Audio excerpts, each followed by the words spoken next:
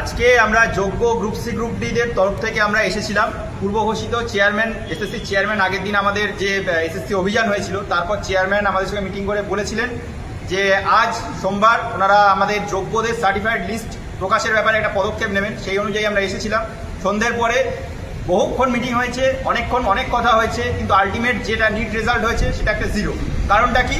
কারণ ওনার বক্তব্য অনুযায়ী উনি যোগ্য শিক্ষাকর্মীদের বা যোগ্য গ্রুপ সি গ্রুপ ডি স্টাফদের একটা সার্টিফাইড লিস্ট শিক্ষা দপ্তরে পাঠিয়েছেন, কিন্তু সেটা তিনি রিভিউ ফাইলে সাবমিট করবেন কিনা বা সেটা পাবলিক ডোমেনে সেটা পাবলিশ করবেন কিনা সেই ব্যাপারে যতক্ষণ না উনি ওনার সিনিয়র অ্যাডভোকেটের সাথে কোনো পরামর্শ করছেন বা ওনার সিনিয়র অ্যাডভোকেট কিছু জানাচ্ছেন ততক্ষণ উনি সেটা করতে পারবেন না, এবং ওনার সিনিয়র অ্যাডভোকেট 5 তারিখের আগে অ্যাভেলেবেল নয়।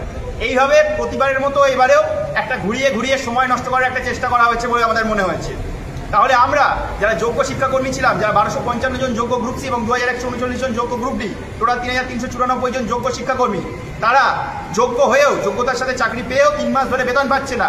তাদের হাতে যোগ্য যে সার্টিফাইড লিস্ট সেটাও নেই। তাহলে একদিকে তাদের বেতন বন্ধ, তারা তাদের রিভিউ ফাইলে তাদের সার্টিফাইড লিস্ট দিতে পারছে না। তাহলে এমন অবস্থা তাদের কী করা দরকার?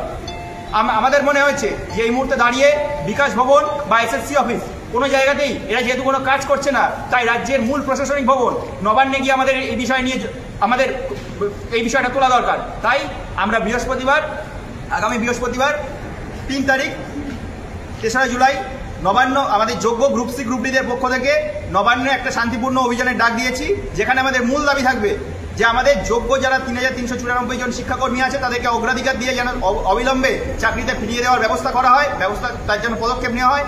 যোগ্য 3394 জনের সার্টিফাইড লিস্ট যেন অবিলম্বে প্রকাশ করে তার রিভিউ ফাইলে সাবমিট করা হয়।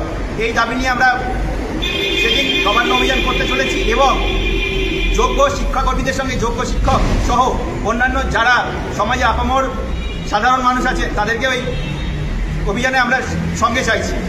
কারণ আমাদের যেটা মনে হয়েছে এই মুহূর্তে সরকারের কাছে অগ্রাধিকার হওয়া উচিত কোনটা?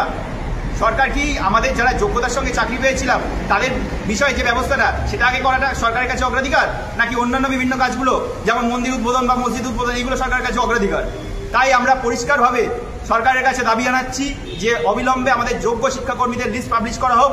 যোগ্যতার সঙ্গে চাকরি পেয়েও তারা যেহেতু বেতন পাচ্ছে না এবং তাদের চাকরিটা হারাতে হয়েছে, তাদের চাকরিটা অবিলম্বে ফিরিয়ে দেওয়ার ব্যবস্থা করা হোক, এবং এই দাবি নিয়ে আগামী বৃহস্পতিবার আমরা নবান্ন অভিযান করতে চলেছি।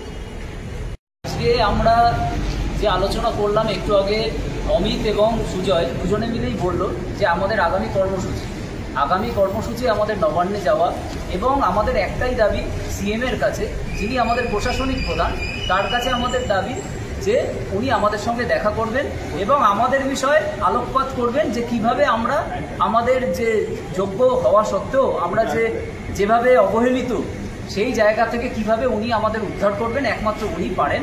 তো আমাদের আবেদন যেন উনি আমাদের সঙ্গে সেই দিনকে দেখা করেন, আমরা শান্তিপূর্ণভাবে নবান্ন অভিযান করব এবং উনি আমাদের সঙ্গে যেন দেখা করেন, এইটুকু আবেদন ওনার কাছে রাখছি।